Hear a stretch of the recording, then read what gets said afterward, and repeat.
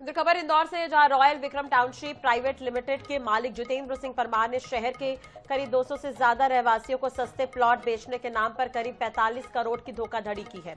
पूरे मामले में पीड़ितों ने संयुक्त प्रेस कॉन्फ्रेंस कर पूरे घोटाले को उजागर किया और जिला प्रशासन से कार्रवाई करने की मांग की है। इंदौर के कॉलोनाइजर और डेवलपर हितेंद्र सिंह परमार ने अपनी company royal Vikram township private limited के नाम पर नई चित्रा पार्क कॉलोनी बसाने के नाम पर फर्जी टाउन एंड कंट्री प्लानिंग की अनुमति दिखाकर करीब 10 करोड़ रुपए ले लिए। कनाडिया क्षेत्र के किसान सुरेंद्र मालवीय से उसकी 4 हेक्टेयर जमीन का सौदा किया, जिसके लिए परमार ने मालवीय को पोस्ट डेटेड चेक दिए, जो बाद में बाउंस हो गए। यही नहीं, परमार ने फर्जी रजिस्ट्री तैयार कर मालवीय की करीब 12 एकड़ जमीन का भी सौदा किसी के साथ कर दिया, जिसकी शिकायत इंदौर क्राइम ब्रांच में की गई है। इसके ब्याज पे इसने हमसे 50 लाख रुपए डिपॉजिट लिए थे मार्केटिंग के लिए, और मुझसे प्लॉट के नाम पे 50 लाख रुपए और लिए थे। इसके अलावा मेरे साथियों का सब मिला के करीब 2.25 करोड़ रुपए हमसे इसने प्राप्त किया। हमने जब प्लॉट लिए थे तब 1200 रुपए का रेट था, आज वर्तमान में 3000 से ज़्यादा इसका रेट हो गया, तो उसकी नीयत इसमें बदल रही है।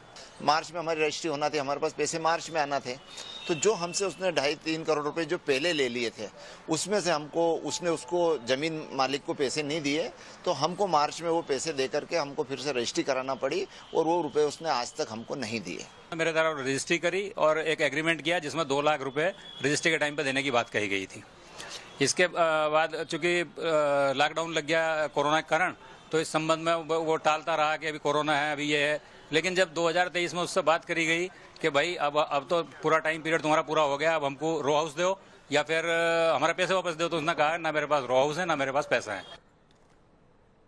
खबर सीधी से है, जहां जिला अस्पताल की पुलिस चौकी के सामने शव को रखकर परिजनों ने जमकर बवाल काटा। जानकारी के मुताबिक परिजनों को शुक्रवार शाम घर से निकले युवक की अस्पताल में होने की सूचना मिली। जब परिजन अस्पताल पहुंचे तो उन्हें मौत की खबर मिली। इसके बाद परिजनों ने हंगामा किया। परिजनों का कहना था कि युवक की हत्या हुई है। बहरहाल प्रदर्शन के दौरान पुलिस मौके पर मौजूद थी। पुलिस के मुताबिक एक्सीडेंट की वजह से युवक की मौत हुई है।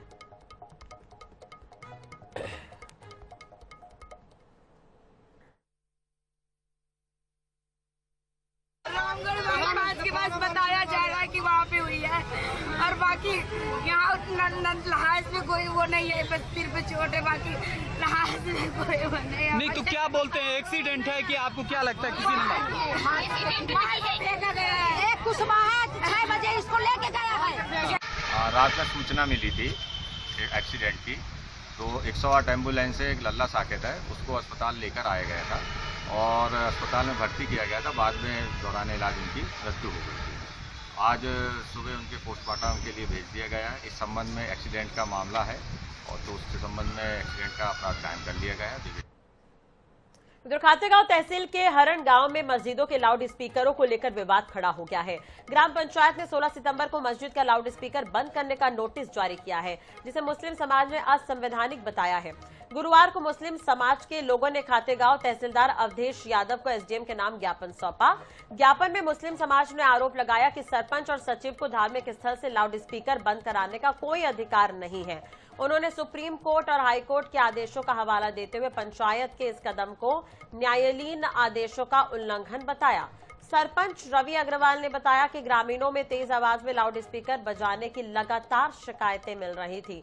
मस्जिद कमेटी को कई बार मौखिक रूप से तेज आवाज में लाउड स्पीकर न बजाने के लिए कहा गया था। उन्होंने स्पष्ट किया कि नवरात्रि पर्व को देखते हुए ही नोटिस जारी हुआ है और इसमें किसी भी तरह की द्वेष भावना नहीं है। मैं यहाँ नूरी मोहम्मद मस्जिद का सदर हूँ यहाँ पे जी। तो अभी 16 तारीख में हमको एक पंचायत से नोटिस मिला था कि अपने मस्जिद तो का जो लाउड स्पीकर है वो बिल्कुल बंद कर लें आप। तो हमने कहा भी किस सिलसिले में आप बंद करवा रहे हो? तो उन्होंने कहा कि जो नौ दुर्गा जो चल रहा है प्रोग्राम, आप जी जो आने वाले हैं 9 दुर्गा, तो हमने कहा भैया ऊपर से कुछ आदेश हो तो बताइए हमको, हम उसको मानेंगे, बिल्कुल फॉलो करेंगे उसको। तो उन्होंने कहा भैया उधर से ऊपर से कोई आदेश नहीं, बोले हमारे आदेश है और आपको मानना पड़ेगा। इधर हटा के मडियादों में पारिवारिक विवाद ने हिंसक रूप ले लिया। मामले में मां और बेटे को गंभीर चोट आई है। दोनों को पुलिस ने अस्पताल पहुंचाया। घटना देर रात की बताई जा रही है।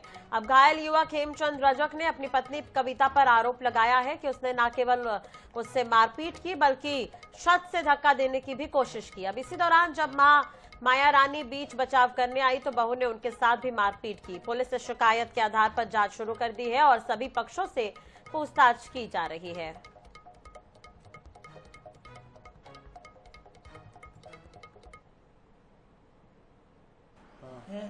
हमने कही मम्मी से बोली है, मम्मी खाना खाने, पापा ने खाना खा लिया है। भैया रोला, भैया लगा मेरा छोटा बालक है, मेरा खुद का एक पर्सनल बालक है, बुआ लगे मेरे है। इसके पापा के वो गुस्सा में टेंशन, रात को हम लौटे है उसमें मम्मी वो सेवा करने लगा तो उसके बाद चढ़ गई। उसने एकदम से उठा के मेरे को एक गमछा मारा। कहाँ पे? छत पे? छत पे हो बहू ने? हाँ। किस किस को मारा? एक लात हमें मारी थी सर, हमने रोकी और लड़का हमारा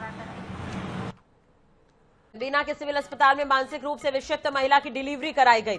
महिला मंदिर के पास भीख मांगकर अपना जीवन यापन करती थी। रात में लेबर पेन होने पर लोगों ने 108 को सूचित किया। जहां रात में ही महिला ने नवजात को जन्म दिया है। डॉक्टर्स का कहना है कि महिला की मानसिक स्थिति ठीक नहीं है, ऐसे में वो बच्चे की देखरेख कैसे करेगी। हालांकि डॉक्टरों ने सामाजिक संस्था को भी जानकारी दे दी है और पुलिस मामले की जांच कर रही है।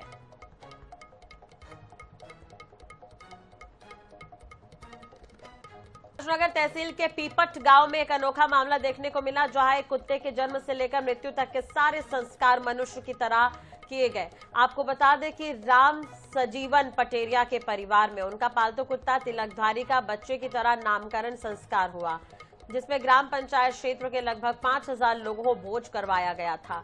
बच्चे की तरह पूरे 10 सालों तक उसकी सेवा की गई, लेकिन बीमारी के बाद तिलकधारी ने शुक्रवार को अंतिम सांस ली। परिवार ने विधिवत तरीके से हिंदू रीति रिवाज से उसे विदाई दी।